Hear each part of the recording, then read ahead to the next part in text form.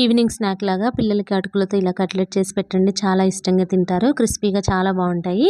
దీనికోసం కప్పు అటుకుల్ని ఒకసారి వాటర్ పోసుకొని వాష్ చేసేసుకొని నీరంతా తీసేసి పిండి ముద్దలాగా వీటిని కలుపుకోవాలన్నమాట.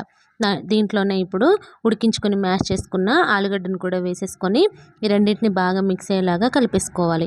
ఇప్పుడు దీంట్లో ఉల్లిపాయ, పచ్చిమిరపకాయ, కొత్తిమీర, కరివేపాకు, జీలకర్ర వీటిని వేసేసుకొని అలాగే కారము, కొద్దిగా ధనియాల పొడి, అల్లం వెల్లుల్లి పేస్ట్, అలాగే కొద్దిగా చాట్ మసాలా, రుచికి తగినంత ఉప్పు వీటన్నిటిని వేసేసుకొని కొద్దిగా క్రిస్పీనెస్ కోసము బియ్యం పిండిని కూడా వేసేసుకొని ఇలా పిండి ముద్దలాగా కలుపుకొని వీడియోలో చూపిస్తున్న విధంగా చిన్న చిన్న బాల్స్ లాగా చేసుకొని అరచేతులు అలా పెట్టుకొని కట్లెట్ లాగా చేసేసుకోవాలి. వీటిని ఇప్పుడు కార్న్‌ఫ్లోర్ కలిపిన వాటర్లో డిప్ చేసేసుకొని బ్రెడ్ క్రమ్స్లో డిప్ చేసేసుకొని ఆయిల్లో వేసుకొని రెండు వైపులా మంచిగా టర్న్ చేసుకుంటూ కాల్చుకున్న తర్వాత మిగతా పిండిని కూడా ఇలాగే చేసేసుకుంటే టేస్ట్ అటుకులు కట్లెట్ రెడీ.